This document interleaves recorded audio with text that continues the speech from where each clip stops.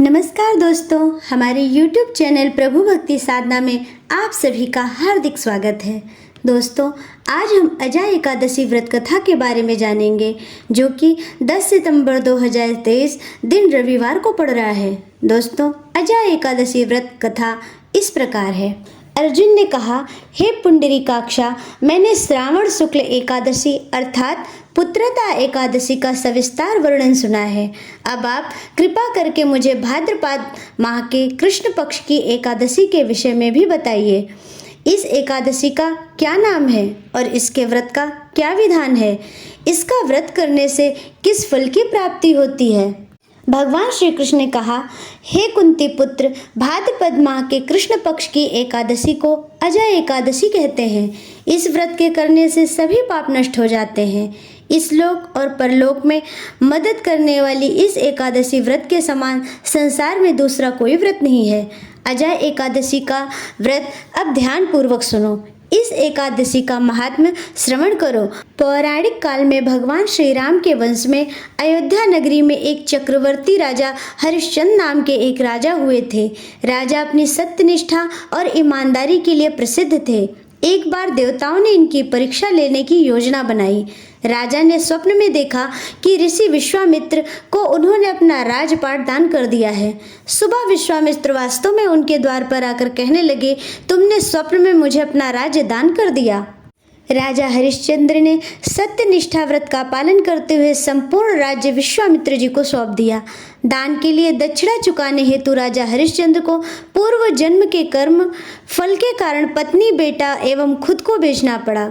हरिश्चंद्र को एक डोम ने खरीद लिया जो शमशान भूमि में लोगों के दाह संस्कार का काम करवाता था। स्वयं वह एक चांडाल का दास बन गया। उसने उस चांडाल के यहाँ कफन लेने का काम किया, किंतु उसने इस आपत्ति के काम में भी सत्य का साथ नहीं छोड़ा। जब इसी प्रकार उसे कई वर्ष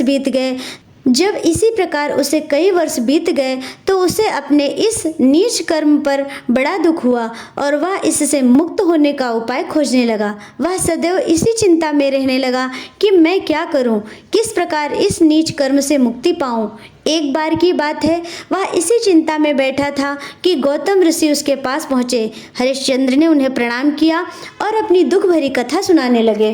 राजा हरिश्चंद्र की दुख भरी कहानी सुनकर महर्षि गौतम भी अत्यंत दुखी हुए और उन्होंने राजा से कहा कि हे राजन, भादो माह के कृष्ण पक्ष की एकादशी का नाम अजय है। तुम उस एकादशी का विधान पूर्वक व्रत करो तथा रात्रि को जागरण करो, इससे तुम्हारे सभी पाप नष्ट हो जाएंगे। महर्षि गौतम इतना कहकर अलोप हो गए। अजय नाम की एकादशी आने पर राजा हरिश्चंद्र ने महर्षि के कहे अनुसार विधान पूर्वक उपवास तथा रात्रि जागरण किया। इस व्रत के प्रभाव से राजा के सभी पाप नष्ट हो गए। उस समय स्वर्ग में नगाड़े बजने लगे तथा पुष्पों की वर्षा होने लगी। उन्होंने अपने सामने ब्रह्मा, विष्णु, महेश तथा देवेंद्र आदि देवताओं को खड़ा पाया।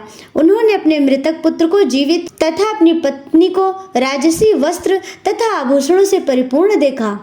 अजय एकादशी व्रत के प्रभाव से राजा को पुनः अपने राज्य की प्राप्ति हुई। वास्तव में एक ऋषि ने राजा की परीक्षा लेने के लिए यह सब कौतुक किया था, परंतु अजय एकादशी के व्रत के प्रभाव से ऋषि द्वारा रची गई सारी माया समाप्त हो गई।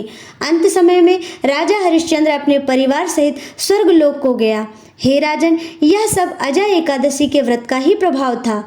जो मनुष्य इस उपवास को विधान पूर्वक करते हैं तथा रात्रि जागरण करते हैं, उनके सभी पाप नष्ट हो जाते हैं और अंत में वे स्वर्ग को प्राप्त करते हैं। इस एकादशी व्रत की कथा के श्रवण मात्र से ही अश्वमेध यज्ञ के फल की प्राप्ति हो जाती है। बोलिए श्री हरि नारायण भगवान विष्णु की जय।